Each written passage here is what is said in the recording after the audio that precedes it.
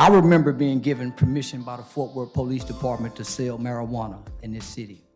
I had a meeting with Deputy Chief Dean, and he instructed us. He said, Charleston, I don't want any hard drugs down there.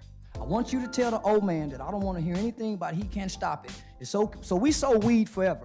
So I never applied for any federal grant money, right? So I never needed you guys to help me feed children. I went to the streets, we sold drugs, we got the whores coming out of Tierney Road, whatever we needed to do to keep you guys out of our business. So when I get a call from Officer Charles Rogers and say, hey, can you help me get some guys that will volunteer to come into the middle school? I'm already know you guys are gonna play politics, right? Because I infiltrated your police department and stole a lot of information. And so you guys try to keep me out of things, but the community keeps doing. When you guys push me down, this is what the community does. They push me right back in front of y'all faces. Now I have a national audience. So let me tell you about Officer Rogers. I was in a strip club one night, and Officer Rogers, I contacted the NAACP president. I contacted U.S. Department of Homeland Security Special Agent Keith Owens for the Human Trafficking Division, and I called Charles Rogers about 1 o'clock in the morning with music playing and strippers around me. And we rescued that lady the next day.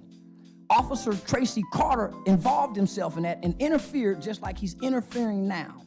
It wasn't until we put together a group of men, 19 other men, myself including 20, we went to a struggling black business in Arlington, Texas, because Fort Worth don't support what we do.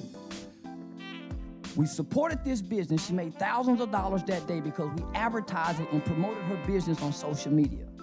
We put together a program, invited Officer Snyder, found out he's not a racist white cop. He's a Detroit boy, just works for a racist police department, so he gets a bad rap with the children. We're gonna teach these children that this is a good man. Well, how do you know they're good? Do they feel bad when they do wrong? Do they feel bad when they do wrong? So here we go, the police department interferes and said, hey, he's on a video with Charleston with 19 other men in a community event doing gang intervention and prevention. You guys pay a lot of money for the VIP program that the Kelly Allen Gray put together. We don't need you guys funding, but we got the manpower that the VIP program doesn't have, right? So I'm doing something that I've never done before. I'm standing against the police department. You guys have never seen me do that. Never.